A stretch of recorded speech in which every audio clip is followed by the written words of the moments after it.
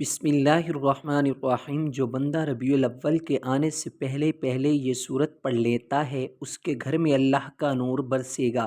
ربیع الاول آنے سے پہلے یہ صورت پڑھنا شروع کرو، گھر کا کونا کونا اللہ کے نور سے بھر جائے گا۔ حضرت محمد صلی اللہ علیہ وآلہ وسلم نے فرمایا، ناظرین، ربیع الاول کی آمد سے پہلے اگر کوئی عمل اللہ تعالیٰ کی رحمت اور برکت کو اپنے گھر کی طرف کھینچ سکتا ہے تو وہ ہے قرآن پاک کی تلاوت،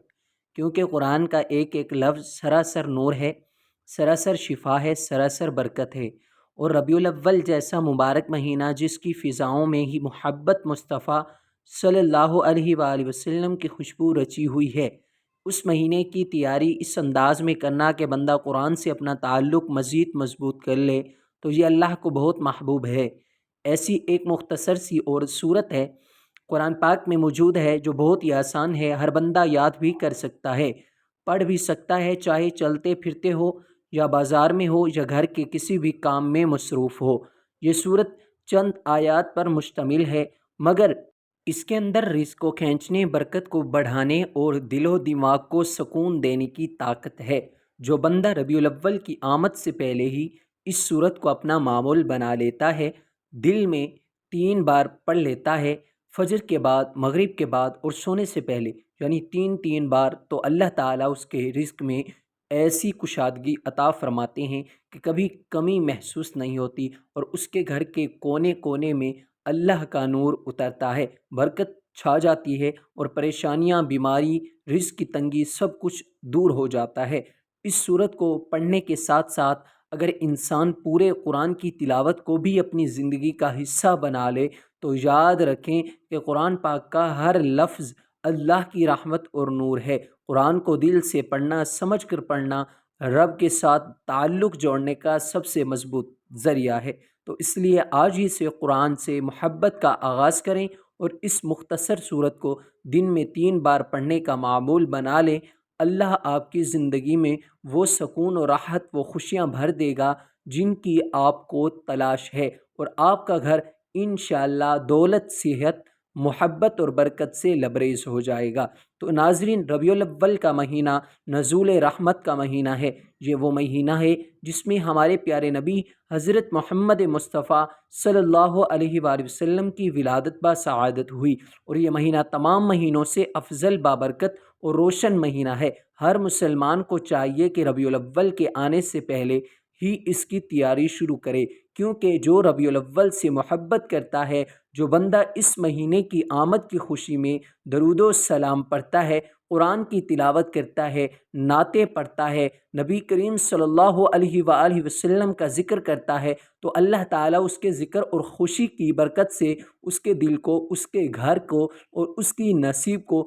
منور فرما دیتے ہیں۔ تو ناظرین، ربیع الاول کا مہینہ محض تاریخوں کا مجموعہ نہیں بلکہ رحمتوں کا نزول ہے، اور جو بندہ اس مہینے کی آمد سے پہلے ہی ذکر و اذکار شروع کرتا ہے، نبی پاک صلی اللہ علیہ وآلہ وسلم کے میلاد کی خوشی میں یہ عمل کرتا ہے، تو اللہ رب العزت اس کے اس عمل سے راضی ہوتا ہے، اس کے گھر کے کونے کونے میں نور برستا ہے، دولت، سکون، محبت اور رحمت اس کا گھر کا حصہ بن جاتی ہے۔ جو بندہ ربیع الاول کی برکت کو دل سے مانتا ہے اور اس مہینے سے سچی محبت کرتا ہے، اللہ تعالیٰ اس کے دل کی اس حاجتیں پوری فرما دیتا ہے،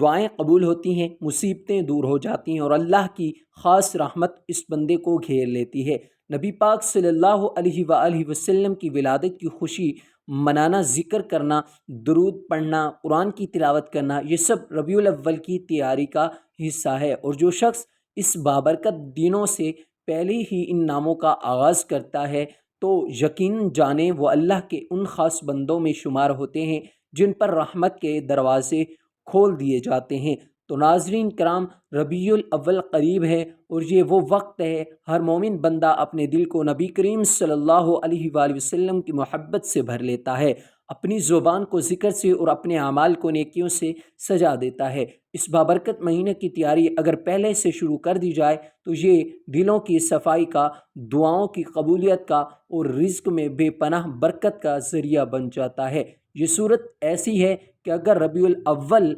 کے آنے سے پہلے ہی اسے پڑھنے کا معمول بنا دیا جائے تو اللہ تعالیٰ اس بندے کے گھر میں رزق ایسے کھول دیتے ہیں کہ وہ کبھی محتاجی نہیں دیکھتا۔ اور جب اللہ تعالیٰ خوش ہوتے ہیں تو انسان کا مقدر بھی بدل دیتا ہے۔ قرآن پاک کا ہر لفظ رحمت اور برکت ہے، مگر جو بندہ قرآن کو اپنے روز کا حصہ بنا لیتا ہے اس پر رحمت کی خاص نظر کرم ہوتی ہے۔ اور جو بندہ ربیع الاول جیسے مبارک مہینے سے پہلے ہی قرآن سے تعلق جوڑ لیتا ہے تو اس کا شمار اللہ کے محبوب بندوں میں ہو جاتا ہے۔ تو اس لیے آج ہی سے اس چھوٹی سی بابرکت سورت کو پڑھنا شروع کر دیں اور دیکھیں کہ اللہ کے کس طرح آپ کے رزق میں کشادگی عطا فرماتے ہیں، آپ کے گھر سے بے برکتی، تنگی اور غم کو دور کرتے ہیں اور نور و رحمت سے ہر گوشہ روشن کر دیتے ہیں۔ محترم ناظرین، ایک ایسا عمل جس کے کرنے کی برکت سے انشاءاللہ اللہ پاک ہر قسم کی پریشانی اور مشکل کو دور فرماتے ہیں۔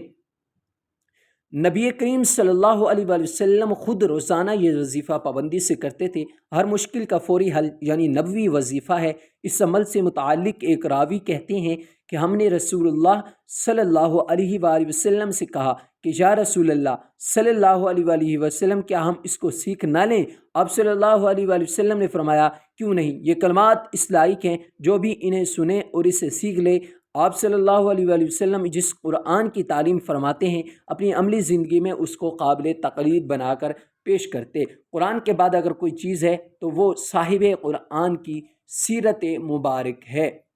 پیغمبر اسلام صلی اللہ علیہ وآلہ وسلم کی سیرت و اخلاق کی عظمت کے آگے سرنگوں نظر آتے ہیں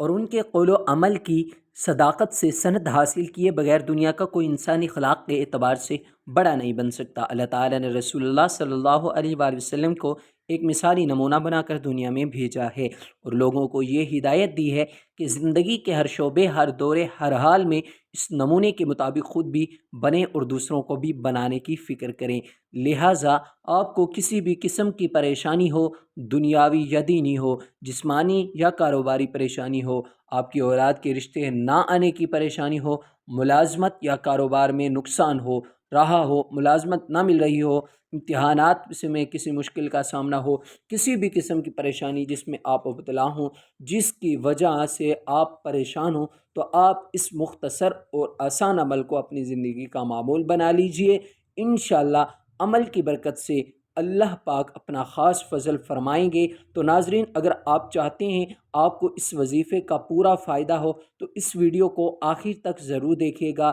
ناظرین، ہم تمام وظیفے انسانیت کی فلاح کے لیے اپلوڈ کرتے ہیں، اس لیے ہماری حوصلہ افزائی کے لیے ویڈیو کو لائک ضرور کر دیا کریں، چینل کو سبسکرائب کر دیجیے کریں۔ محترم ناظرین، پروردگار عالم نے اپنے پیارے حبیب محمد مصطفیٰ احمد مجتبیٰ صلی اللہ علیہ وآلہ وسلم کو تمام جہان والوں کے لیے رسول رحمت بنا کر بھیجا۔